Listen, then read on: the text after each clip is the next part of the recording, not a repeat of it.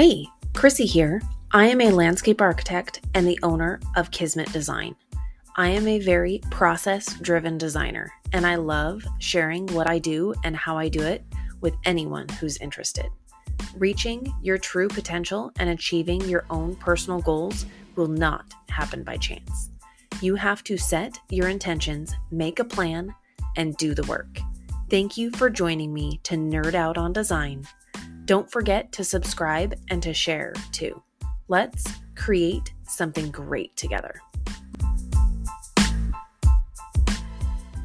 Before we jump into today's podcast, I want to let you know about a really exciting opportunity. I will be teaching a webinar for the Landscape Expo in June, and it is all about process and productivity and profitability.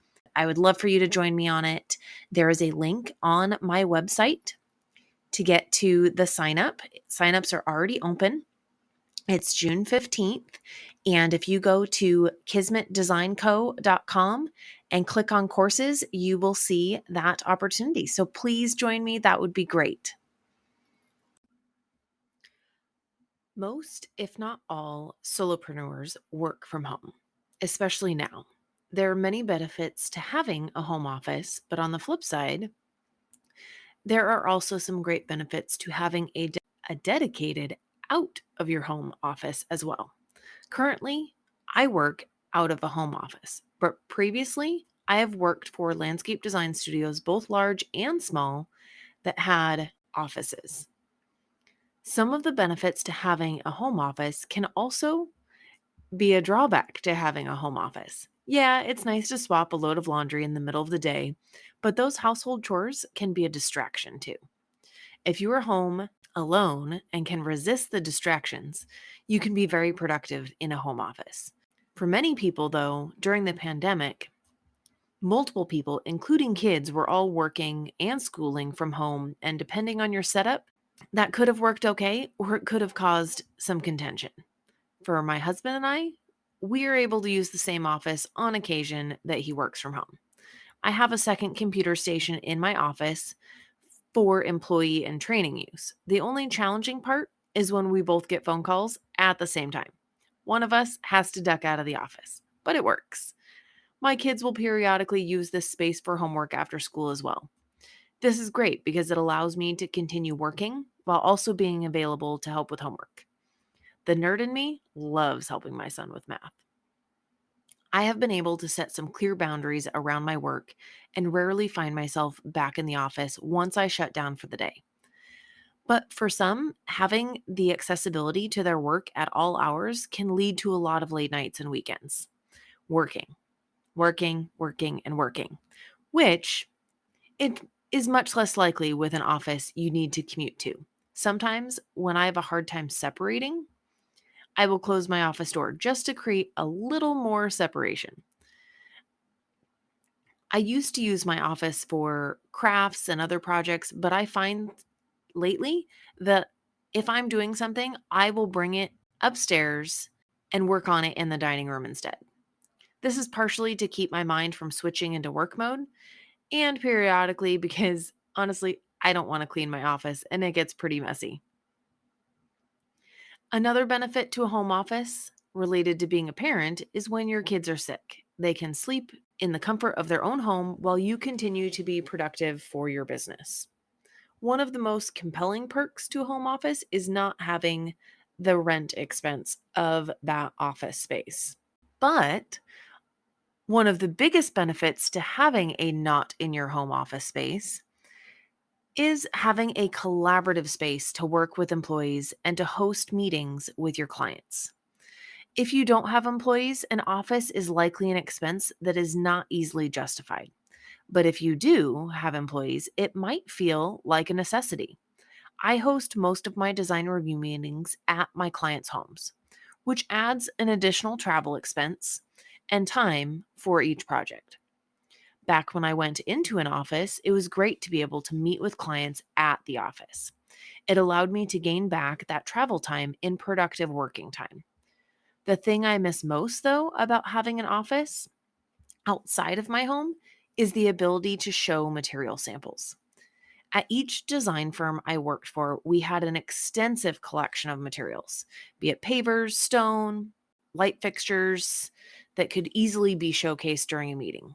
Now, any material that I want to show a sample of needs to be lugged into my client's home to show them. I still have an extensive collection, but they're not as readily available to show clients.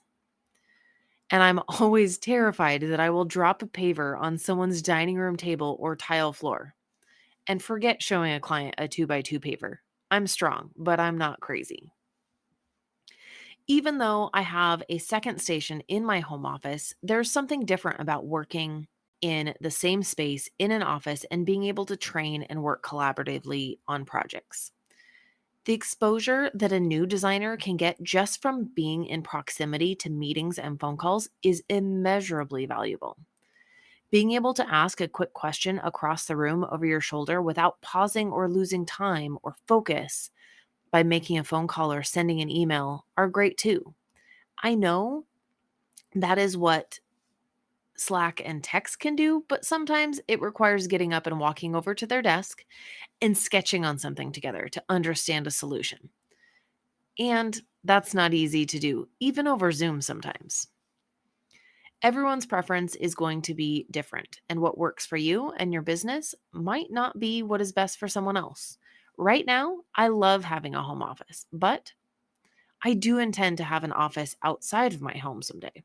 The tipping point for me in getting that office space will be when my employee load dictates it. The larger the team, the more challenging and limited we will be not being able to creatively collaborate in the same space. Before starting Kismet Design, the employer that I worked for previously, I started out as a remote worker. We both had home offices, as I was the first person that they had ever hired. So that's just how you start. And she had a home office, and so it made sense for me to have my home office. And then we would meet and collaborate at her home occasionally, at Starbucks or at client locations. It always kind of morphed and it evolved over time, and it was great. But then came the time where we had the opportunity and we had the client load that we could afford to have an office space. Having that office space was great. It gave us a great spot to work collaboratively. We saved a ton of time by both of us not having so much travel time on our timesheets.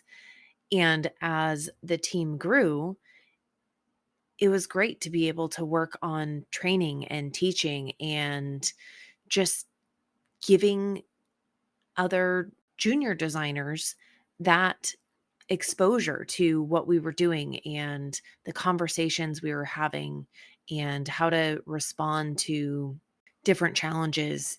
And like I said before, we had a great library of materials that were right on hand. So, regardless of whether we planned on showing the client those materials or not, if the conversation took us in that direction, we'd have that available.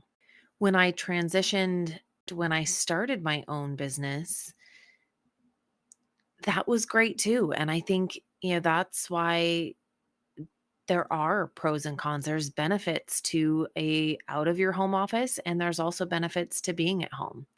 For me in my season of life with the age that my kids are and how I want to balance my life and my work, having a home office is great. There are things that I do miss about having an office outside of my home.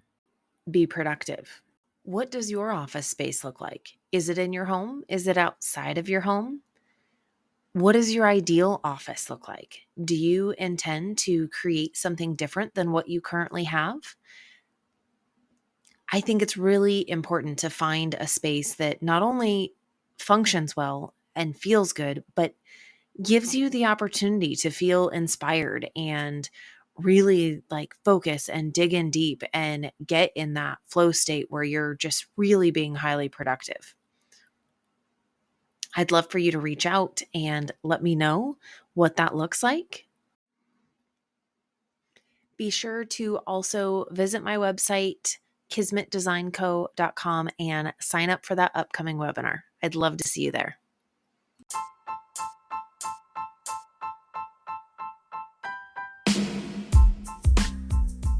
To wrap up, I want to thank you for your time. I hope the ideas discussed today have left you feeling excited and energized. As I build both my business and my life, I value the support and feedback you provide. I would love for you to reach out to me to let me know what you think, give me ideas, or just to connect. Please don't forget to subscribe and also share with a friend. Until next time, go create something wonderful.